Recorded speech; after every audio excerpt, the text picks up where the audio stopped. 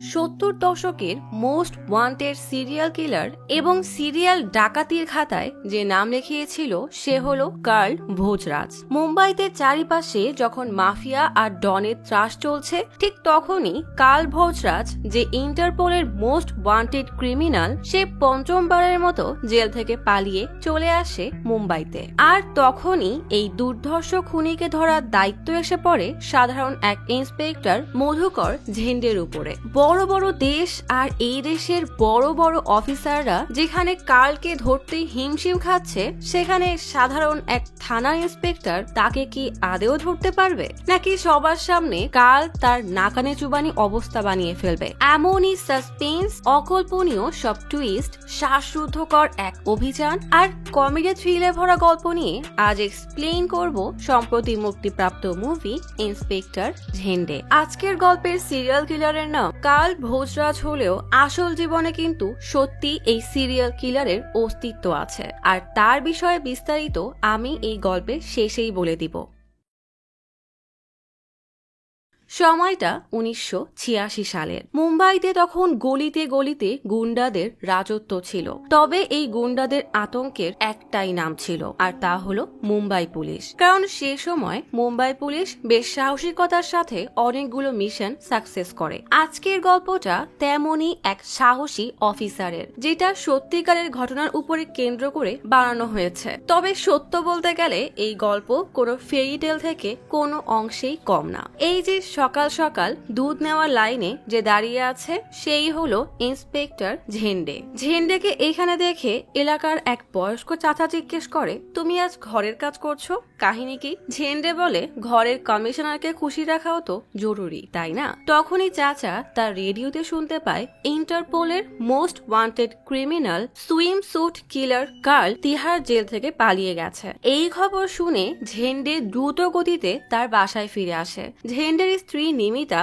স্বামীকে এত সকালে ইউনিফর্ম পরতে দেখে জিজ্ঞেস করে, কি হয়েছে? ঝেন্ডে বের হতে হতে বলে, এখনই যেতে হবে, না হলে দেশের নাক কাটা যাবে। ঝেন্ডে যেতেই নিমিতা মন খারাপ করে মধুকর ঝেন্ডে ইন সাইনটা সরিয়ে আউট করে দেয়। কি আর করার, পুলিশের স্ত্রী হলে এভাবেই জীবন চলে। গল্প চলে আসে 16ই মার্চে তিহার জেলে 15 ঘন্টা আগে। কার্ল তার জন্মদিন পালনের নাম করে তিহার জেলে সবার জন্য পায়েস রান্না করে, আর সেই পায়েস খেয়ে কার্লের 4 বন্ধু বাদে বাকি কয়েদি থেকে শুরু করে জেলার পর্যন্ত সবাই নাক ডেকে ঘুমাচ্ছে। ব্যাস, এই সুযোগে কার্ল তার 4 সঙ্গীকে নিয়ে জেল থেকে পালায়। কার্ল বাদে এই 4 সঙ্গীর নাম হলো ডেভিড, ললিত, তোমার আর ত্যাগী। এই 4 জন বের হতেই লাল একটা গাড়ি দেখে। পাগল ললিত তো খুশিতে চিৎকার করতে থাকে। ড্রাইভিং সিটে কার্লের সদ্য পাতানো গার্লফ্রেন্ড বসা। কার্ল খুশিতে বন্দুক নিয়ে আকাশে গুলি ছুড়ে বলে, good bye Tihar. Officer Patil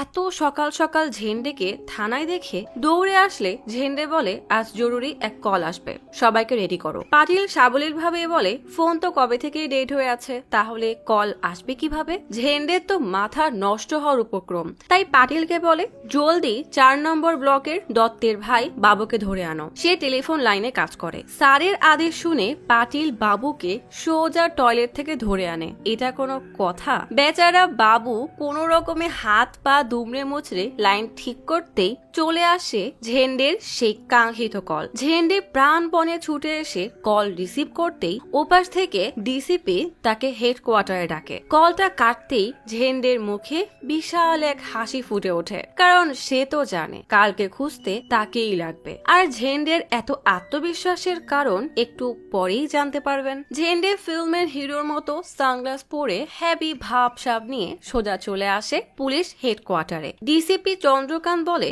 পেপারে ছাপা হয়েছে তুমি নাকি 15 বছর আগে কালকে গ্রেফতার করেছিলে, এটা কি সত্যি? গল্প চলে আসে 1971 সালে। ঝেন্ডে এক গুন্ডাকে তাড়া করছে। মেলাক্ষণ ইঁদুর বিড়ালের দৌড়ের পর গুন্ডাটা জালে পা রাখতেই ঝেন্ডে জাল ধরে জোরে এক টান দেয়, আর গুন্ডাটা উল্টে পড়ে। আর কোনো উপায় না পেয়ে সে ঝেন্ডের কাছে স্বীকার করে যে কার্ল নামের এক দাগি চোর আগারওয়াল নামের এক বড় ব্যবসায়ীর অফিসে ডাকাতি করার প্ল্যান করছে। কার্ল তার প্ল্যান মতো আগারওয়ালের অফিসে এসে তাকে বিবস্ত্র করে দাঁড় করিয়ে রাখে। কার্লের সঙ্গী তখন আগারওয়ালের লকার থেকে টাকার বান্ডিল তোলায় ব্যস্ত। কার্ল টেবিলে বসতেই আগারওয়ালের টেবিলে শ্যানেলের পারফিউম দেখে আগারওয়ালের গায়ে স্প্রে করতেই বেচারা তো হাসতে হাসতে নাচতে থাকে। শয়তান কার্ল তার জামা আর প্যান্ট বাইরে ছুঁড়ে বের হয়, যেন আগারওয়াল লজ্জায় বের হতেই না পারে। কার্ল বাইরে এসে রিসেপশনে থাকা মেয়েটার সাথে ফ্লার্টিং শুরু করে দেয়। তখনই তার এক লোক বলে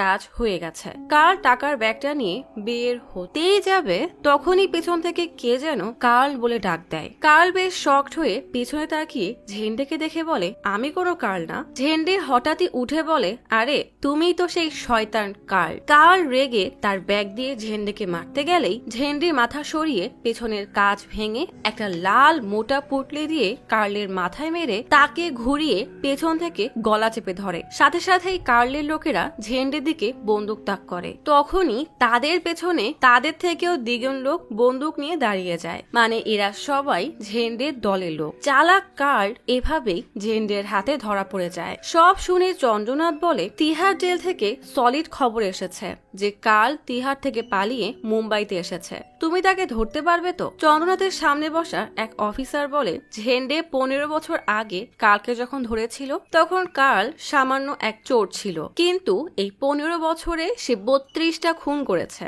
4টা দেশের হাই সিকিউরিটি জেল থেকে পালিয়েছে। কার্লকে ধরা এখন আর অত সহজ না, সে তো এখন ইন্টারপোলের মোস্ট ওয়ান্টেড ক্রিমিনাল। তা ঝেন্ডে, তুমি তার বিষয়ে কি জানো? ঝেন্ডের মুখ থেকে যেন কোনো কথাই বের হয় না। চন্দ্র রেগে তাকালেই ঝেন্ডে বলে, পুরো নাম কারামচাঁদ বীরবাণী গুরমুক্ত কার্ল ভোজরাজ, মা লেবানিস আর বাবা ইন্ডিয়ান সিন্ধি। কালে ছোটবেলায় বাবা তার মাকে ছেড়ে দেওয়ায় কার্লের মা ফ্রান্সের এক লোককে বিয়ে করে। কার্ল কয়েক বছর তার মায়ের সাথে ফ্রান্সেই ছিল। এই কার্ল কিছুটা লেবানিস, কিছুটা ইন্ডিয়ান আর কিছুটা ফ্রেঞ্চ, তবে সে সম্পূর্ণটাই এক ভয়ানক ক্রিমিনাল। কার্ল সবসময় 5 স্টার মানে বিলাসবহুল জীবন চায়। তার গাড়ি, হোটেল, পোশাক সবকিছু সবসময় 5 স্টার রেটেড হয়, আর এসবের জন্য সে দুনিয়ার সবচেয়ে জঘন্যতম ক্রাইমটা করতেও রাজি। এদিকে কার্ল মুম্বাইয়ের এক বারে আসলে একটা মেয়ে সেখানে এসে দূর থেকে কার্লকে দেখে ফ্লার্ট করতে থাকে।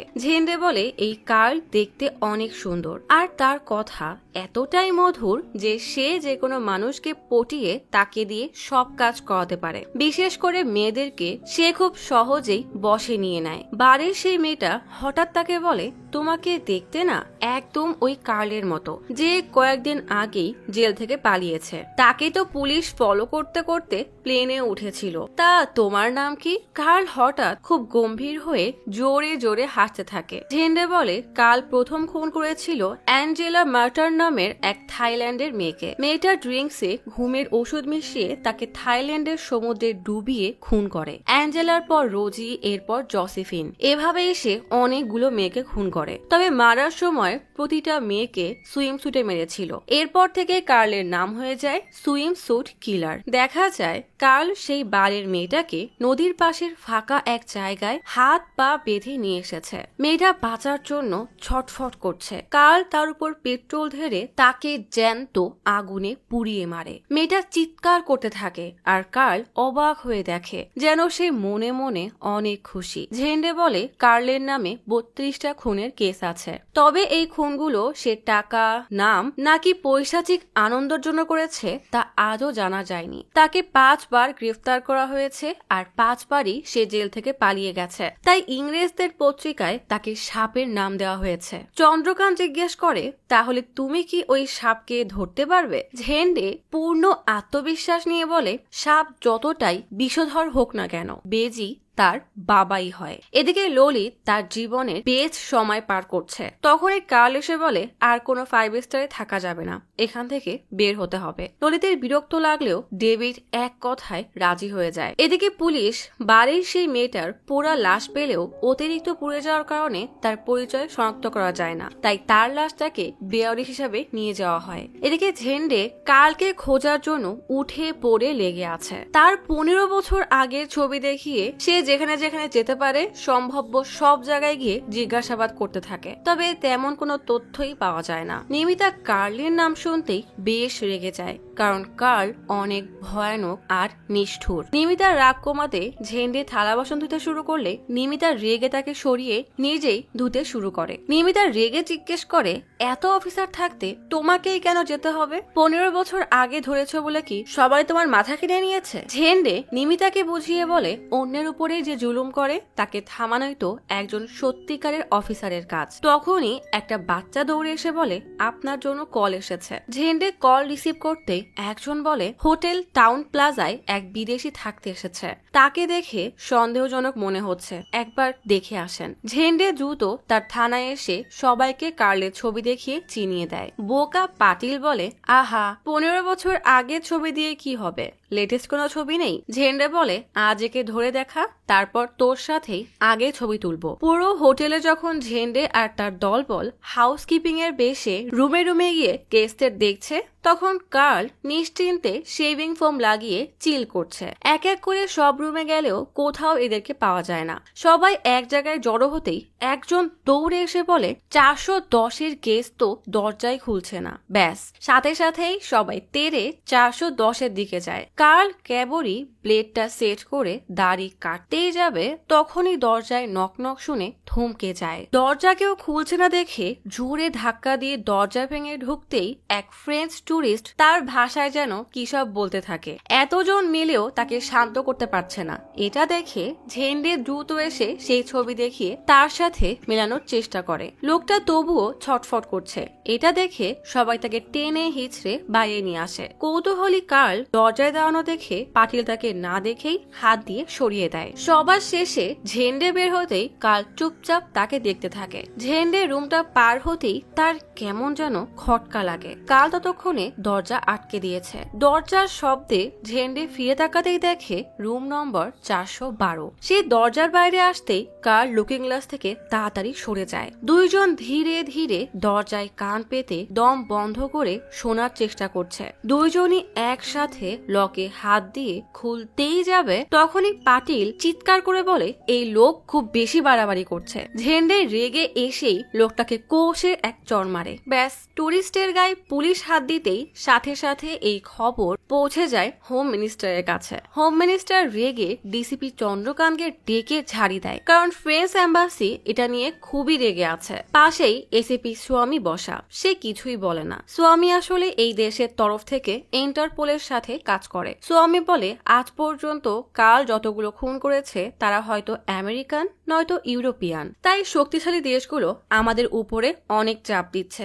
এমনি আমি প্রেসারে আছি, তার উপরে মুম্বাই পুলিশের এমন ভুলের জন্য পরিস্থিতি আরো খারাপ হয়ে গেছে। ডিসিপি, আপনি এই কাজের জন্য ভুল মানুষকে বেছে নিয়েছেন। এসব শুনে ডিসিপি ঝেন্ডেকে সাসপেন্ড করবে কি উল্টা আরো রেগে বলে, কেউ আমাকে অপমান করবে তা আমি মানব না, তাই এই কেস তুমি সলভ করবে, সবাইকে ভুল প্রমাণ করবে। ঝেন্ডে বলে, ওই হোটেলে রেড দেওয়ার পর থেকে মুম্বাইয়ের 5 স্টার 3 স্টার সব হোটেলে খুঁজেছি, কার্লকে কোথাও পাইনি। আমার মনে হয় না সে এখন মুম্বাইতে আছে। ডিসিপি বলে, আমি জানি না কিভাবে, তবে কার্লকে আমাদের ডিপার্টমেন্টই ধরবে, না হলে মিনিস্ট্রি আমাদেরকে ছেড়ে কথা বলবে না। কার্ল এয়ারপোর্টে আসতেই দেখে সবাই তার ছবি নিয়ে সকল বিদেশি টুরিস্টদেরকে চেক করছে। তার পক্ষে তো এখন ভেতরে যাওয়াটা সম্ভব না, তাই নজর এড়িয়ে একটু এগোতেই দেখে সামনের পিলারে তারই ছবি। শয়তানি এক হাসি দিয়ে কলম বের করে কি যেন লিখে দাঁত বের করে দাঁড়িয়ে থাকে। রাত হতেই ঝেন্ডে সেই পোস্টারের সামনে দাঁড়িয়ে রাগে ফুঁসতে থাকে। তখনই ইন্সপেক্টর জেকব এসে ঝেন্ডের সাথে পরিচিত হয়ে বলে, ডিসিপি আজ সকালেই কার্লের কেসের দায়িত্ব আমাকে দিয়েছে। ঝেন্ডে বলে, এই দেখো, কার্ল আমাদের জন্য লাভ লেটার রেখে গেছে। দেখা যায় পোস্টারে লেখা, I love you Bombay police, নিচে কার্লের সাইন। ঝেন্ডে বলে, এখন তো খুব জলদি ওর সাথে দেখা করে এর উত্তরটা দিতেই হবে। ঝেন্ডে জেকবকে বাসায় নিয়ে আসলে জেকব বলে, কার্লের ফাইলে তার স্ত্রীর বিষয় লেখা আছে। ঝেন্ডে বলে, হ্যাঁ, তার নাম তো চান্টাল। জেকব বলে, না স্যার, উচ্চারণ হবে শ্যান্টাল। ঝেন্ডে জোরে হেসে দিলেও গম্ভীর জেকব সেভাবেই তাকিয়ে থাকে। তবে তার দাবি সে হাসছে, এ আবার কেমন হাসি কে জানে। ঝেন্ডে বলে, কার্লের স্ত্রী তাকে বহু আগেই ছেড়ে দিয়েছে, তবে তাদের এখনো ডিভোর্স হয়নি। কার্লের উপরে কিছু বই লেখা হয়েছে, সেসব বইয়ের রয়্যালটি শ্যান্টালের অ্যাকাউন্টে জমা হয়। সে বর্তমানে আমেরিকায় আছে। জেকব বলে এই কার্ল এখন জয়পুর, পন্ডিচেরি বা গোয়া যে কোনো জায়গায় থাকতে পারে, কারণ এইসব জায়গায় বেশিরভাগ টুরিস্টরা যায় আর এরাই তো কার্লের শিকার। কার্ল তখন নতুন বেশে, নতুন পরিচয়ে তার দলের সাথে মুম্বাইয়ের সাতারা বাস স্টেশনে নামে। ললিত দৌড়ে এসে অস্থির হয়ে জিজ্ঞেস করে, তুই তো বললি আমেরিকা নিয়ে যাবি, তাহলে এখানে কি করছি? কার্ল বলে, আমাদের তো আমেরিকার রাস্তা সাতারা হয়ে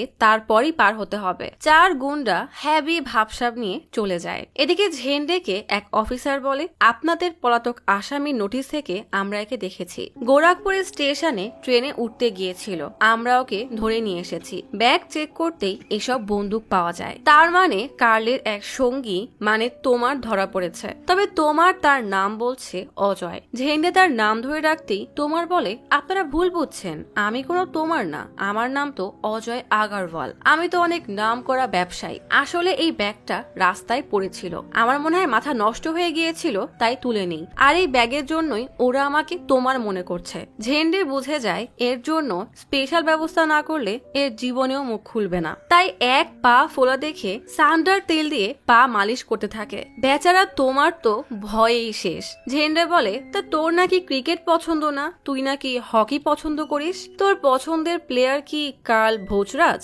নামটা শুনতেই তোমার আরো ভয় পেয়ে যায়, তবুও নিজেকে সামলে বলে, এই নামের কেউ তো হকি খেলে না। তখনই এক কনস্টেবল হকি নিয়ে আসলে ঝেন্ডে তোমারকে এত বড় হকির ভয় দেখাতেই সে ভয়ে কার্লের ঠিকানা বলে দেয়। ব্যাস, সাথে সাথেই ঝেন্ডে পৌঁছে যায় পানভেলের হোটেল পঞ্চরত্নায়। রিসিপশনিস্ট কার্লের ছবি দেখে বলে, এর নাম তো অ্যালেন। ঝেন্ডে কার্লের আসল নাম বলতেই রিসিপশনিস্টের তো ভয়ে গলা শুকিয়ে যায়। সে বলে, তারা তো 301 আর 302-তে ছিল, তবে তারা গত রাতেই চলে গেছে। তাদের নামে একটা টেলিগ্রাম এসেছে। ঝেন্ডে টেলিগ্রাম পড়ে দেখে তাতে লেখা, বাবা অসুস্থ। রিসিপশনিস্ট বলে, 302-তে যে ছিল সে 1 ঘন্টা আগেই বের হয়েছে, তার নাকি 12টায় ট্রেন ছিল। ঝেন্ডে জেকবকে বলে, দ্রুত স্টেশনে গিয়ে খোঁজ নে। তখনই কাউন্টারে এক লোক এসে বলে, আজ যে কার চেহারা দেখে উঠেছিলাম কে জানে, ট্রেনটাই মিস হয়ে গেল। রিসিপশনিস্ট ঝেন্ডেকে ইশারা করতেই ঝেন্ডে দ্রুত পাটিলকে ইশারা করে বলে ওপাশ থেকে ধরতে, কিন্তু বলদ পাটিল তার ইশারা না বুঝে উল্টা জোরে জিজ্ঞেস করে, সাহেব কি বলছেন? ত্যাগীর আর বুঝতে বাকি থাকে না যে এরা পুলিশ। সে ধীরে ধীরে ব্যাগটা রেখে পালাতে গেলেই পাটিল গোলকিপারের মতো ছটফট করতে থাকে আর ঝেন্ডের সুযোগ বুঝে তাকে ধরে ফেলে। সাথে সাথেই 3 জন তাকে নিয়ে খরায় চৌচির হওয়া এক মাঠের মাঝের মরা গাছের সাথে বেঁধে রাখে। ঝেন্ডে জিজ্ঞেস করে, টেলিগ্রামে লেখা বাবা অসুস্থ, নিচে হাবিলিরাম লেখা, এর মানে কি? ত্যাগী কি আর এত সহজে মুখ খুলবে? সে তো উল্টা কার্লকেই না চেনার ভান করতে থাকে। ঝেন্ডে তো ভালো করেই জানে যে একে লাইনে কিভাবে আনবে, তাই বাকি দুজনকে ডেকে বলে, চলো আমরা ওই মৌমাছির চাকে ঢিল মারার প্রতিযোগিতা করি, তারপর মৌমাছি এসে ত্যাগীকে আদর করে পুরো শরীর ফুলিয়ে দিবে আর আমরা পালিয়ে যাব, মজা হবে না? এ কথা শুনে কোনো মানুষ কি সুস্থ থাকতে পারে? ত্যাগী তো ভ্যা ভ্যা করে কান্না করতে থাকে। 3 জন যেই না মারতে যাবে অমনি বেচারা কাঁদতে কাঁদতে বলে, সবাই গোয়ায় গেছে, কার্ল একটা নীল বাইক কিনেছে। ঝেন্ডে বাইকের নম্বর জিজ্ঞেস করলে ত্যাগী চালাকি করে ঝেন্ডের জিপের নম্বর বলে দেয়। পাটিল বলদ হলেও কি হয়েছে, সে ঠিকই বুঝে যায় যে এই নম্বরটা জিপের। এবার তো সবাই রেগে মৌজাকে ঢিল দিতেই যাবে, তখনই ত্যাগী ভ্যা ভ্যা করে কেঁদে বলে, GRD 5460। দেখা যায় কাল সেই বাইকে করে হ্যাভি আনন্দে গোয়ায় ঘুরে বেড়াচ্ছে। সমুদ্রের পাড়েই গোয়া বন্দর দেখিয়ে কার বাকি দুজনকে ডক নম্বর দিয়ে বলে, এটাই হবে আমাদের মুক্তির পথ। ললিত তো খুশিতে তাকে জড়িয়েই ধরে। কাল তাকে সামলে বলে, 5 দিন পরেই আমরা এখান থেকে বের হয়ে যাব। ডেভিড বলে, তাহলে আমাদের 3টা পাসপোর্ট বানাতে হবে। কার্ল বলে, না, আমাদের দরকার 3টা লাশ। দুইজনই হতবাক হয়ে যায়। তখনই কার্লের দিকে একটা লাল চাকতি এসে পড়লে তাকিয়ে দেখে এক সুন্দরী ইচ্ছা করেই তার দিকে চাকতি ছুঁড়েছে। তবে কার্লের এখন এসব ভাবার সময় নেই, তাই চাকতিটা ললিতকে দিয়ে দেয়। ললিত এই সুযোগে মেয়েটাকে চাকতি না দিয়ে বলে, কয়েকদিন পরেই তো আমেরিকা যাব, আমার সাথে যাবে নাকি? মেয়েটা বিরক্ত হয়ে তার থেকে চাকতি ছিনিয়ে নিয়ে চলে যায়। ললিতের এই পাগলামিতে কার্লের বেশ বিরক্ত লাগে। রাতে হোটেল রুমে ললিত খুশিতে লাফাতে লাফাতে ডেভিডকে বলে, একবার আমেরিকায় গেলে আমাকে আর কেউ আটকাতে পারবে না, আমি তো একদম উড়েই বেড়াবো। কার্ল আচমকা এসে তার গলায় চাকু দিয়ে পোস্ট দিতেই ললিত সেখানেই ছটফট করতে করতে মারা যায়। ডেভিড হতবাক হয়ে তাকিয়ে থাকে আর কার্ল সাবলীল ভাবে বলে, আমাদের এখন 2টা লাশ লাগবে। কি ভয়ানক, বাপ রে বাপ। পরের দিন ডিসিপি ঝেন্ডের বাসায় সিক্রেট মিটিং এ আসলে নিমিতা তার 2 বাচ্চাকে নিয়ে পাশের বাসায় চলে যায়। ডিসিপি বলে, যেহেতু এটা সিক্রেট মিশন তাই আমরা গোয়া পুলিশের সাহায্য নিব না। জেকব বলে, তবে ওদের সাহায্য নিলে আমাদের কাজটা সহজ হয়ে যাবে। ডিসিপি তার কথায় পাত্তা না দিয়ে ঝেন্ডেকে বলে, এই মিশনে কোনোভাবেই হারা যাবে না। যেহেতু ওরা মুম্বাই পুলিশকে বোকা বানিয়ে পালিয়েছে আর গোয়া পুলিশকে কয়েকবার ইনফর্ম করার পরও ওরা কোনো উত্তর দেয়নি, তাই মুম্বাই পুলিশকেই এই মিশন সাকসেস করতে হবে। ঝেন্ডে বলে, আমার সাথে জেকব, পাটিল আর রেলওয়ে পুলিশকে যেহেতু দরকার, তাই তেশ মানে গোয়ার ভাষা বোঝার জন্য মনোজ আর অ্যাকাউন্টেন্ট হিসাবে পাটিকার যাবে। ডিসিপি বলে, তোমরা ভুলেও নিজেদের আসল নাম ব্যবহার করবে না। কাল সকালের ফ্লাইটে সবাই রওনা দিবে। ফ্লাইটের নাম শুনতেই সবাই তো আকাশ থেকে পড়ে, কারণ এরা কেউই কখনো প্লেনে ওঠেনি। প্লেনে ঝেন্ডে স্যুট বুট পরে তার স্ত্রীর পাগলামির কথা ভাবছে। স্বামী সিক্রেট মিশনে যাবে শুনে পাশের বাসার কার থেকে যেন স্যুট ধার করে নিয়ে এসেছে, এমনকি বহু কষ্টে টাইপরাইটার দিয়ে অল দ্য বেস্টও লিখে দিয়েছে।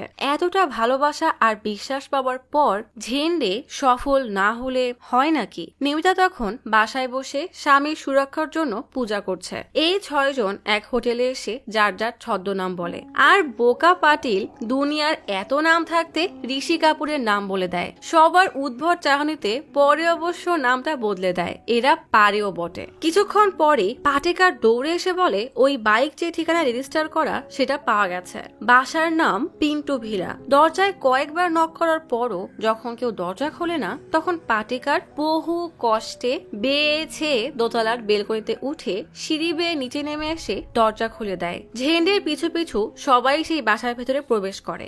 একে একে নিচতলার সব রুম খোঁজার পরেও কাউকে না পেয়ে সবাই সিঁড়ি দিয়ে দোতলায় উঠে যায়। তখনই দোতলার ঘরে কিছু একটা ভাঙার শব্দ পেয়ে সবাই একে অপরের দিকে তাকিয়ে থাকে। ঝেন্ডে ইশারায় জিজ্ঞেস করে, কি হলো? বাকিরা ইশারায় বলে, আমরা কি জানি। ঝেন্ডে আর জেকব উপরে গিয়ে দেখে একটা বিড়াল ফুলদানি ভেঙে ফেলেছে। নিচে আসতেই সবাই সামনে কিছু একটা দেখে অবাক হয়ে 2 হাত উঁচু করে দাঁড়ায়। তাদের সামনে একটা বয়স্ক লোক বন্দুক তাক করে দাঁড়িয়ে আছে। লোকটা ঝেন্ডেকে বলে, তোমরা চোর তাই না? ঝেন্ডে বলে, আমরা পুলিশ।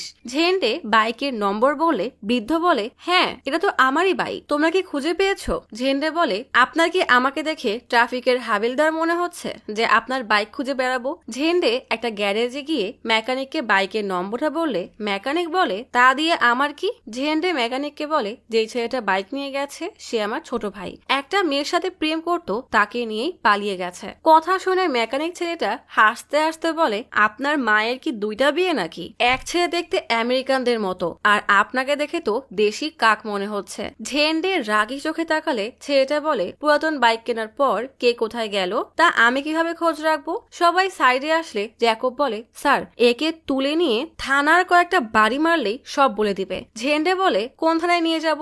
আমরা তো এখন মুম্বাইয়ের বাইরে, এখন মারার সময় না, মাথা ঠান্ডা করার সময়। তবে এটা শিওর যে কাল এখন গোয়াতেই আছে। সবাই মিলে আবারও গোয়ার আনাচে কানাচে কালকে খুঁজতে শুরু করে। গোয়ার প্রতিটা বাড়ি, সমুদ্রের পাড়, মন্দির থেকে গির্জা, কোনোটাই খুঁজতে বাদ রাখে না। তারপরও তার কোনো খোঁজ নেই। সবাই হোটেলে ফিরে আসলে ঝেন্ডে বলে, আজ রাতে আমরা দুজন করে 3টা টিমে ভাগ হয়ে যাব।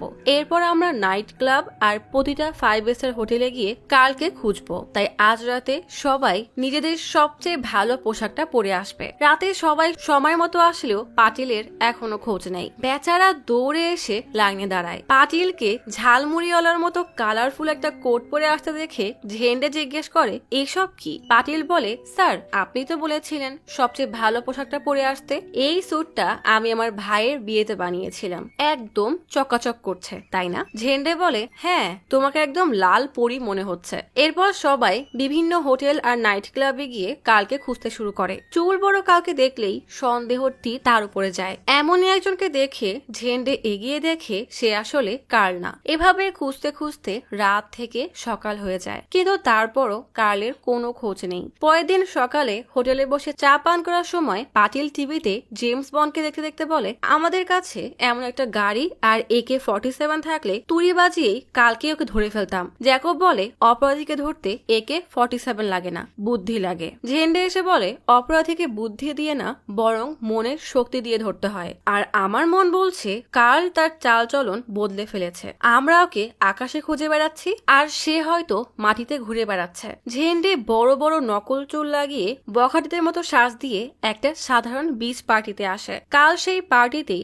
একটা কাপলের সাথে কথা বলছিল। সে তাদের কাছে কিছু দামি পাথর বেচতে এসে বলে তোমরা এসব দেখো, আমি তোমাদের জন্য ড্রিঙ্কস নিয়ে আসছি। ঝেন্ডে পার্টির মাঝে আশেপাশে তাকানোর সময় হঠাৎ খেয়াল করে ড্রিঙ্কস বারের সামনে লম্বা চুলের একজন দাঁড়িয়ে আছে। ঝেন্ডে ধীরে ধীরে ড্রিঙ্কস বারের দিকে এগিয়ে যায়। এদিকে কার্ল ড্রিঙ্কস এর গ্লাসে কিছু একটা মিশিয়ে দেয়। তখনই হঠাৎ দুইটা ছেলের মাঝে ঝগড়া শুরু হয়ে যায়। একটা ছেলে বন্দুক বের করলে ঝেন্ডে তার সামনে এসে বলে বন্দুক নিচে নামাও, আমি একজন পুলিশ। পুলিশের কথা শুনতেই কার্ল সেখান থেকে সরে যায়। ঠিক তখনই গোয়া পুলিশ এসে ঝেন্ডের মাথায় বাড়ি মেরে তাকে অজ্ঞান করে দেয়। থানায় নিয়ে আসলে আইডি কার্ড দেখে ইন্সপেক্টর বলে আপনার নাম তাহলে ইন্সপেক্টর মধুকর জেন্ডে। ঝেন্ডে বলে জেন্ডে না, ঝেন্ডে হবে। জেডের উচ্চারণটা ঝড়ের ঝেন্ডে হবে। ইন্সপেক্টর তার চকচকে টাকে হাত বুলিয়ে বলে এসব বাদ দিয়ে আগে বলেন যে আপনি এখানে কি করছেন। ঝেন্ডে বলে আমি তো পিকনিক করতে এসেছি।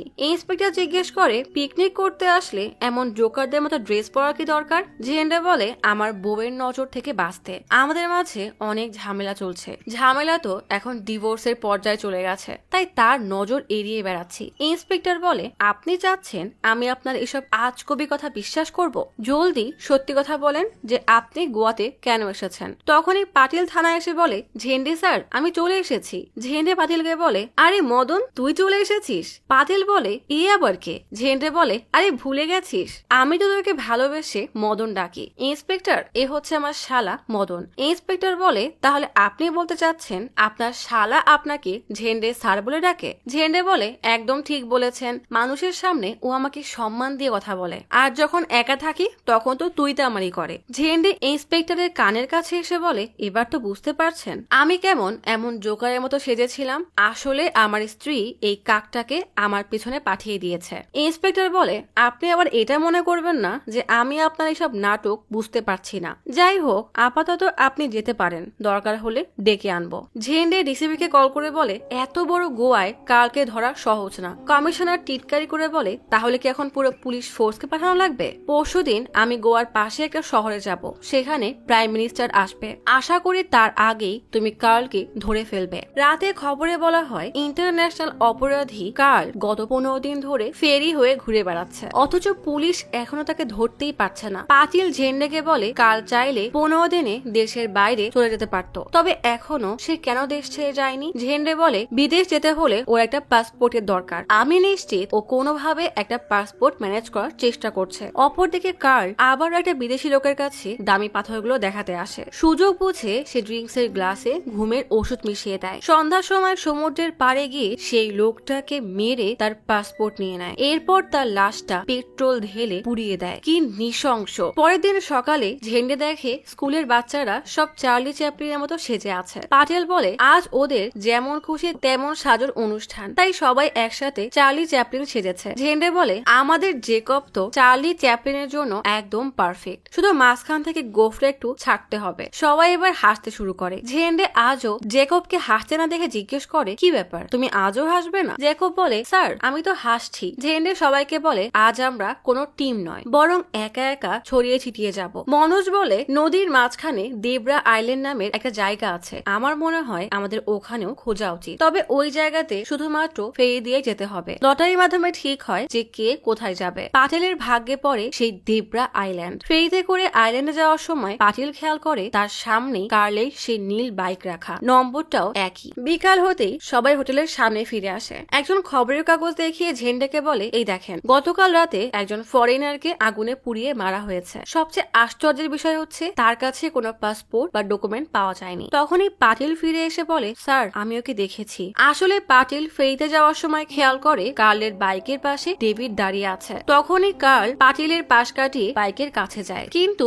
নদীর তীরে চলে আসলেও পাটিল ভয়ে কার্ল আর ডেভিডকে কিছুই বলতে পারে না। পাটিল ঝেন্ডেকে বলে আমি ভীষণ ভয় পেয়ে গিয়েছিলাম, কি করব বুঝতে পারছিলাম না, আমার দুইটা ছোট ছোট বাচ্চা আছে। ঝেন্ডে রেগে পাটিলকে বলে বাসায় গিয়ে নিজের বাচ্চাদেরকে বলবে তোমার বাবা একটা কাপুরুষ। চোখের সামনে এমন ভয়ঙ্কর অপরাধীকে পাওয়ার পরও সে তাকে ধরার সাহস করতে পারেনি। সবাই তো ভয় লাগে, কিন্তু একটা পুলিশের জন্য ভয় পেয়ে পালিয়ে আসা মানে সে একটা কাপুরুষ। মন খারাপ করে ঝেন্ডে সমুদ্রের পাড়ে দাঁড়িয়ে তার স্ত্রীর ছবি দেখতে দেখতে তার কথাই ভাবতে থাকে। অপরদিকে তার স্ত্রীও ঝেন্ডের কথাই ভাবছিল। ঝেন্ডে তাকে বলেছিল যে কখনো কারোর উপরে অত্যাচার করে না সে ভালো মানুষ, আর যে কাউকে অত্যাচার হওয়া থেকে বাঁচায় সে হচ্ছে সাহসী, আর তোমার স্বামী একজন সাহসী মানুষ। ঝেন্ডে তার নিমিতাকে কল করে বলে হ্যাপি অ্যানিভার্সারি হোম কমিশনার। নিমিতা বলে ও তাহলে তোমার মনে আছে? ঝেন্ডে বলে বেঁচে থাকতে হলে মনে রাখতে হবে। নিজের স্ত্রীর সাথে কথা বলতে বলতে ঝেন্ডের কার্লের স্ত্রীর কথা মনে পড়ে যায়। সেই সাথে সাথেই জেকবের কাছে এসে বলে কার্লের স্ত্রী চান্ডাল আমেরিকায় থাকে। জেকব বলে স্যার ওটা স্যান্ডাল। ঝেন্ডে বলে তোর উচ্চারণের গোষ্ঠী কিলাই, যা বলছি সেটা শোন। কার্লের সব টাকা পয়সা তার স্ত্রীর কাছে থাকে, তাই কার্ল যদি তার স্ত্রীর সাথে কথা বলতে চায় তাহলে তাকে কোথায় যেতে হবে? জেকব বলে যেখান থেকে ইন্টারন্যাশনাল কল করা যাবে সেখানে। সকাল হতেই জেকব আর পাটেকার ইন্টারন্যাশনাল টেলিফোন বুথে আসে। পুলিশ হওয়া সত্ত্বেও কিছু টাকা ঘুষ দিয়ে রেজিস্টার খাতা দেখতে চায়। সেই লোক বলে আমাদের এখান থেকে ইন্টারন্যাশনাল কল করতে হলে বেশ কিছু ডকুমেন্টের দরকার। কিছুটা সামনেই একটা বার আছে, সেখান থেকে কোনো ডকুমেন্ট ছাড়াই ইন্টারন্যাশনাল কল করা যায়। অপরদিকে কার্ল সেই বারের টেলিফোন থেকে তার স্ত্রীর সাথে কথা বলছে। ঠিক তখনই ঝেন্ডে তার টিম নিয়ে বারের ভেতরে আসে, কিন্তু ততক্ষণে কার্ল কথা শেষ করে তাদের পাশ দিয়েই চলে যায়। মনোজ ঝেন্ডেকে জিজ্ঞেস করে আমরা যদি কালকে ধরেও ফেলি তারপরও আমরা কোনো ক্রেডিট পাবো না, কারণ গোয়া পুলিশকে ফাঁকি দিয়ে আমরা অপরাধীকে নিয়ে যেতে পারবো না। ঝেন্ডে বলে আমার কোনো সুনামের দরকার নেই, আমি শুধু জানি ভয়ঙ্কর একটা অপরাধী জেল থেকে পালিয়ে গেছে। ইতিমধ্যেই সে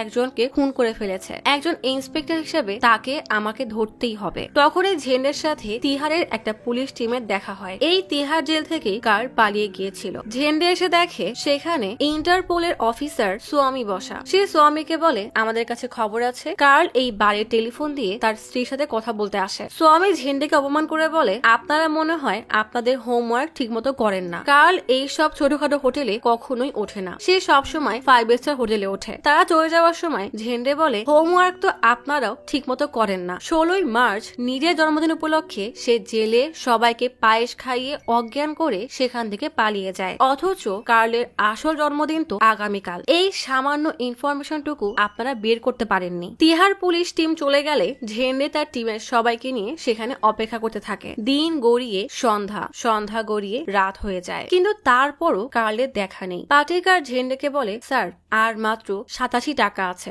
এখনো হোটেল ভাড়া দেওয়া বাকি। ঝেন্ডে তার পকেটে যা ছিল সব টাকা পাটেকারের হাতে দিয়ে দেয়। তার দেখা দেখি বাকি সবাই যার যার কাছে যা ছিল সব পাটেকারের হাতে দেয়। এদিকে গোয়ার সেই ইন্সপেক্টরকে তাদের দিকে নজর রাখতে দেখে ঝেন্ডে বলে ও সকাল থেকে আমাদের পিছু করছে। সবাই জোরে জোরে হেসে এমন ভাব করে যেন তারা বেশ মজায় আছে। সবাই হাসতে শুরু করলে ঝেন্ডে জেকবকে বলে কি ব্যাপার আজও হাসবে না? জেকব বরাবরের মতোই বলে হ্যাঁ আমি তো হাসছি। আজ 6 এপ্রিল 1986 সকালবেলায় ঝেন্ডে জেকবকে বলে কাল যদি সত্যি দেশের বাইরে যেতে চায় তাহলে তাকে মুম্বাইতে যেতেই হবে, কারণ গোয়াতে ইন্টারন্যাশনাল এয়ারপোর্ট নেই। তাহলে ও এখনো এখানে কেন আছে? তার মানে তার কাছে নিশ্চয়ই কোনো পাসপোর্ট নেই। সাথে সাথেই ঝেন্ডে জ্যাকবকে সাথে নিয়ে নৌবাহিনীর ঘাটে যায়। সেখানে গিয়ে জানতে পারে আগামীকাল একটা জাহাজ আমেরিকার উদ্দেশ্যে রওনা দিবে। জ্যাকব ঝেন্ডেকে বলে তার মানে কার্ল জাহাজে করে পালানোর চেষ্টা করছে। ঝেন্ডে বলে জাহাজ ঘাট অনেক বড়, কিন্তু আমাদের টিমে মাত্র 6 জন আছে, আমরা আজ রাত থেকেই পাহারায় বসবো। ঝেন্ডে যখন আজ রাত থেকেই পাহাড়ের প্ল্যানিং করছিল ঠিক তখনই দেখা যায় কার্ল তার পাসপোর্ট নিয়ে জাহাজের টিকিট বুক করছে। হোটেলে ফিরে আসলে মনোজ ঝেন্ডেকে বলে আজ এখানে বিয়ের রিসেপশন আছে। রাতে বিয়ের আয়োজন শুরু হলে সবাই বাড়ির ভিতরে বসে অপেক্ষা করতে থাকে। তাদের ধারণা আমেরিকায় রওনা হওয়ার আগে কার্ল অবশ্যই তার স্ত্রীকে একবার কল করতে আসবে। জ্যাকব ঝেন্ডেকে বলে স্যার আমার মনে হয় আমরা ভুল জায়গায় পাহারা দিচ্ছি, আমাদের এখন জাহাজ ঘাটে যাওয়া উচিত। ঝেন্ডে বলে তুমি বাকিদেরকে নিয়ে জাহাজ ঘাটে রওনা দাও, আমি এখানে অপেক্ষা করব। সবাই জাহাজ ঘাটের দিকে রওনা দেয় আর ঝেন্ডে ফোনের পাশে দাঁড়িয়ে কার্লের আসার অপেক্ষা করতে থাকে। কিন্তু পাটিল জ্যাকবকে বলে আমি ঝেন্ডে স্যারের সাথেই থাকি, আপনারা জাহাজ ঘাটে যান। সবাই মিলে গাড়িতে উঠে জাহাজ ঘাটের দিকে রওনা দেওয়ার সময় তাদের গাড়ি আর স্টার্ট হয় না। এদিকে কিছুক্ষণ পর কার্ল আর ডেভিড বারে আসে। ঝেন্ডে তাদের দুজনকে দেখে তাদের উপর নজর রাখতে শুরু করে। ওয়েটারের কাছ থেকে ড্রিঙ্কস এর বোতল নিয়ে ঝেন্ডে তাদের টেবিলে আসে। সুযোগ বুঝে ডেভিডকে মারতে মারতে বলে পাটিল তাড়াতাড়ি আয়, ওদেরকে ধরে ফেলেছি। কার্ল তাকে আটকাতে গেলে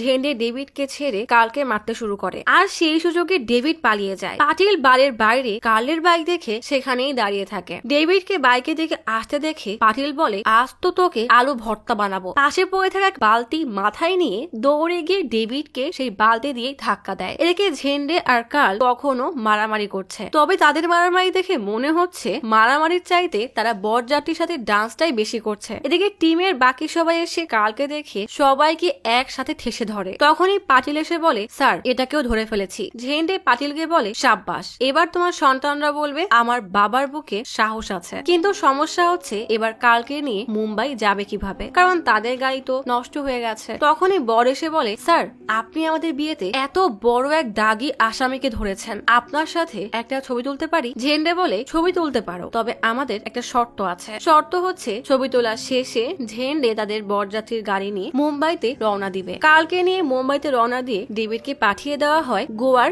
লোকাল থানায়। তখনই সিনিয়র অফিসার কল দিয়ে গোয়ার ইন্সপেক্টরকে বলে, মুম্বাই পুলিশ আমাদের এরিয়া থেকে কালকে ধরে নিয়ে যাচ্ছে, ওরা যেন কোনোভাবেই বর্ডার ক্রস করতে না পারে। মুম্বাই যাওয়ার পথে ঝেন্ডে কালকে জিজ্ঞেস করে, তোমার কি আমার কথা মনে আছে? কাল উত্তরে না বললে পাশ থেকে জ্যাকব বলে, 15 বছর আগে ঝেন্ডে স্যারই তোমাকে ধরেছিল। কাল বলে, তাহলে তো আমরা পুরনো বন্ধু। ঝেন্ডে তাকে জন্মদিনে শুভেচ্ছা জানালে কাল বলে, তাহলে আমার গিফট কই? ঝেন্ডে জিজ্ঞেস করে, কি চাও? কাল বলে, আপাতত গাড়ি থামিয়ে একটু পি করতে দিলেই হবে। ঝেন্ডে বলে, এই গাড়ি একেবারে মুম্বাই গিয়েই দাঁড়াবে। শয়তান কাল গাড়ির ভেতরেই পি করতে শুরু করলে বাধ্য হয়ে ঝেন্ডে গাড়ি থামাতে বলে, কিন্তু পি করতে গিয়ে কাল সবাইকে মেরে পালানোর চেষ্টা করে। তখনই ঝেন্ডে এসে কালকে ধরে ফেলে। সবাই আবারও মুম্বাইয়ের দিকে রওনা দেয়। জ্যাকব বলে, স্যার এতক্ষণে লোকাল পুলিশ আমাদের খোঁজ করা শুরু করে দিয়েছে। ঝেন্ডে বলে, যদি আমরা একবার ওই বর্ডার ক্রস করতে পারি তাহলে আর কোনো সমস্যা নেই। কিন্তু কিছু দূর যেতেই গোয়ার বর্ডারে পুলিশের চেকপোস্ট দেখে পাটেল তাড়াতাড়ি গাড়ি থামায়। ঝেন্ডে পাটেলকে বলে, তাড়াতাড়ি বর্ডার ক্রস করো। কিন্তু ততক্ষণে লোকাল ইন্সপেক্টর এসে গুলি করে তাদের গাড়ির টায়ার পাংচার করে দেয়। বাধ্য হয়ে সবাই মিলে কালকে কোলে করে নিয়ে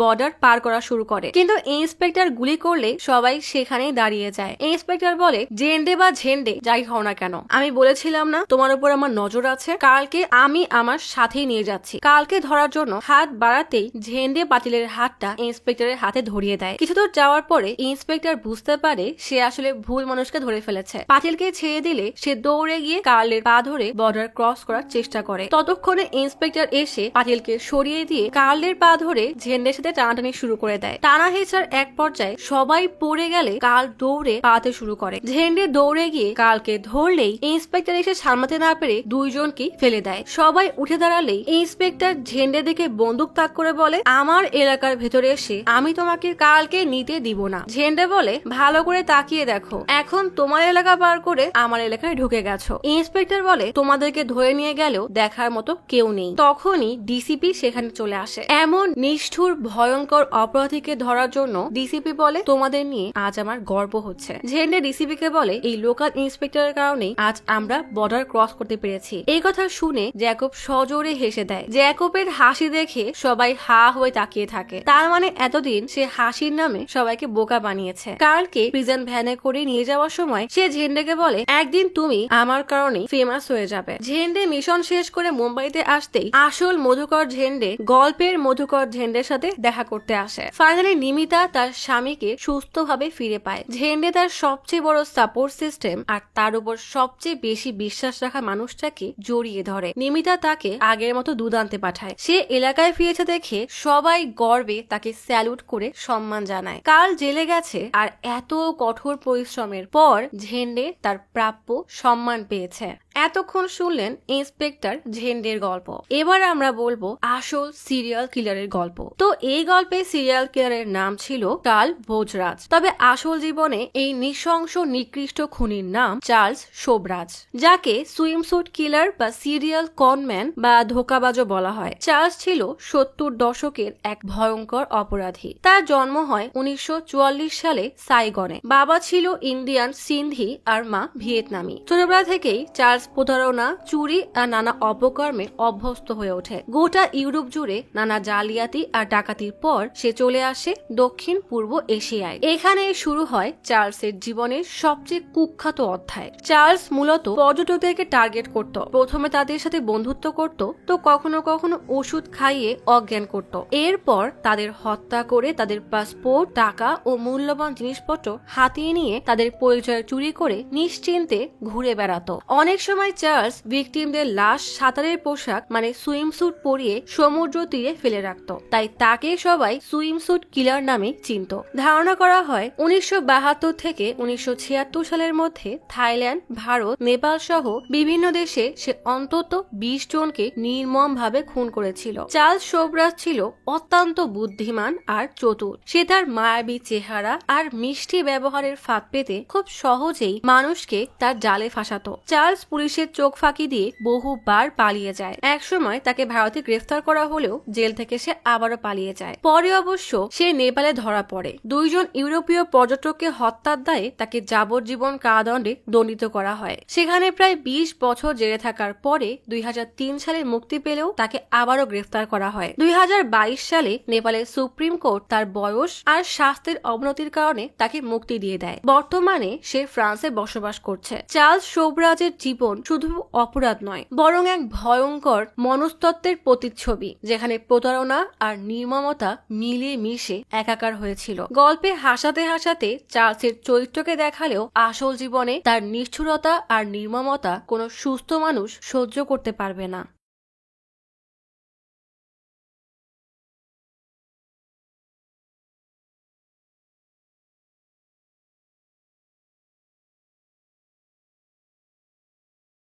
আজ তাহলে এখানেই চলে যাচ্ছি। শীঘ্রই ফিরবো নতুন অথবা পুরাতন ইউনিক কোনো মুভির গল্প নিয়ে। ফিরে আসা পর্যন্ত লাইক, কমেন্ট এবং সাবস্ক্রাইব করে অচিরার গপ্পসপের সাথেই থাকুন। পাশে থাকা বেল আইকনটি ক্লিক করে রাখুন। দেখা হবে পরের ভিডিওতে।